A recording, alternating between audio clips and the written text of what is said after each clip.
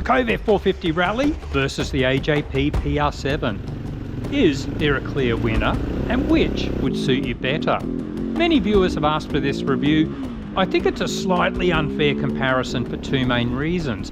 First, there is no replacement for displacement. I think the bigger engine of the PR7 really puts it in a different class. Second, the Kove has been designed as a race bike with all the pros and cons that entails. The PR7 has been designed as a lightweight adventure bike. However, there are only two serious rally style bikes available, except for the KTM 450 Rally replica, which is crazy expensive. So let's compare the Kove and the AJP. Weight. The Kove and the AJP both weigh around the same with empty tanks, about 152 kilos or 335 pounds. The Kove website claims 155 kilograms curb weight, which should include a full fuel tank, so the claimed figure is very inaccurate. With just the 13-litre front tank filled, the Kove actually weighs around 166 kilograms. The AJP PR7 weighs 165 kilograms or 364 pounds with a full fuel tank. That is 17 litres. We arrived at the same figure with our scales. Fuel range. Kove is a clear winner here with a claimed 30 litres or 8 US gallons. The AJP PR7 has a 17 litre capacity, which gives us a range of around 340 kilometres or 210 miles on our typical adventure rides. Suspension. The Kove 450 Rally is designed for racing. The harder you ride, the better it works. However, all our riders found it too firm and jarring for everyday adventure riding. And that's where the PR7 shines. It's very plush and still works well as the pace increases. It needs to be pushed quite hard before any compression and rebound adjustments are needed. The engines. Again, the Kove has been set up for racing. For adventure riding, we found the power quite disappointing at low to mid-range revs. The NC 450 engine is made by Zhongshan in China. In stock tune, you can see the torque actually drops between 4,500 and 5,500 revs, the common rev range for dual sport and adventure riding. We rode all three Koves, all with different ECU maps. Despite small differences, we found that power only really kicks in at high revs. Let's compare horsepower and torque figures from both bikes once they were de-restricted and had ECU reflashes. The AJP PR7 is a completely different animal. It's designed for power at low to mid-range revs. You can see the rev limiter kicks in much earlier than the Kove, and you can see the full story when you look at the torque figures. The AJP has very strong torque from 3,000 RPM and peaking at only 6,000 revs. The Kove 450 Rally generates its best torque from 6 to 9,000 revs. Comfort. The AJP is designed for adventure riding, so it tends to be a more comfortable ride. A really well padded seat designed for all-day comfort, a taller fairing than the Kove. It's quieter.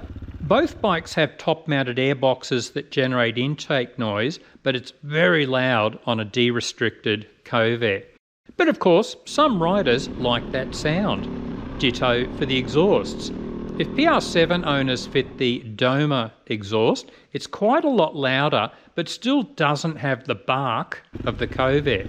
Again, some owners love that noise. It is a reminder that they are riding a bike designed for racing. Ergonomics. Both feel very similar.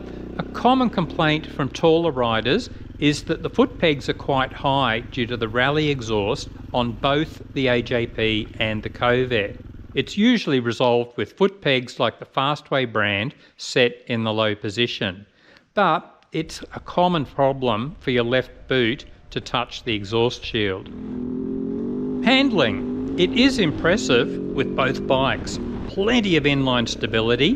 The AJP probably has the edge here. We suspect it's due to the slightly longer wheelbase. But on tighter trails, the Kove felt a tad easier to turn. but there isn't really much in it. Again, the different nature of each bike is the critical factor here. The Kove simply handles better the harder you ride it. The race-tuned suspension begins to work really well. The horsepower kicks in as you rev it more. The PR7 handles road or rough off-road terrain very comfortably, and the suspension will only start to show its limits when pushed really hard. Reliability and known issues. There will always be riders saying, it's Chinese, the quality will be crap. Well, brands like Kove and CF Moto are finally showing it's not always true. We've been closely monitoring this in recent years, and it's certainly changed. There are plenty of Koves around with high mileage now and very few problems. In slow terrain and hot weather, the front exhaust pipe can gradually melt the fuel tank and crack the oil cooler lines. In a few cases, the magnets in the starter motor have become unglued. The O2 sensor gasket can crack or wear out easily. See our Kove long-term review for a full breakdown. AJP have fixed a lot of known issues over the years, and it's quite a short list now. It doesn't come with a toolkit, which is a bit disappointing considering the price tag.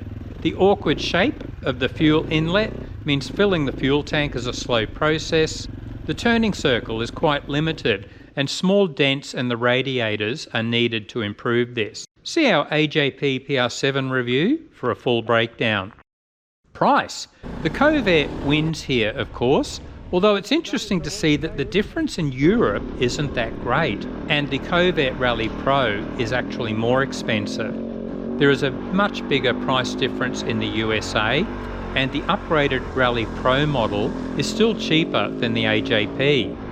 But the full race model, the EX Pro, is way more expensive.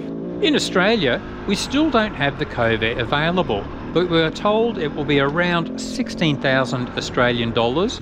That's compared to around $23,000 for the AJP PR7. Well, I started this video by saying it's an unfair comparison, especially because the PR7 has a much bigger engine. Well, it's the same for the price. The PR7 looks way too expensive, but much less so compared to bikes in its class like the KTM 690 and Husqvarna 701. So, which bike would suit you better? We usually use this spectrum to provide a quick overview of which models might suit you better. The problem? The PR7 and the Kove sit in pretty much the same spot. Perhaps the better comparison is a spectrum between racing and everyday riding. We think the base model Kove would probably sit in the middle, and of course there's the expensive full racing version which would sit around here. As usual, the only way to know which bikes will suit you better is getting a test ride. You can look at dyno charts and specifications endlessly, but they won't give you the full picture. Are you on a budget? There are many happy Kove owners out there who then had cash left over to get a comfortable seat, get the suspension working better, and fitting accessories like the tablet, which are standard on the PR7. Others are happy to pay the extra cash for an adventure bike straight out of the box with great suspension and monster torque. In that case, the PR7 could be the ticket. So, have you ridden or owned the Kove or PR7? What mods did you make? What did you like and dislike? Let us know in the comments.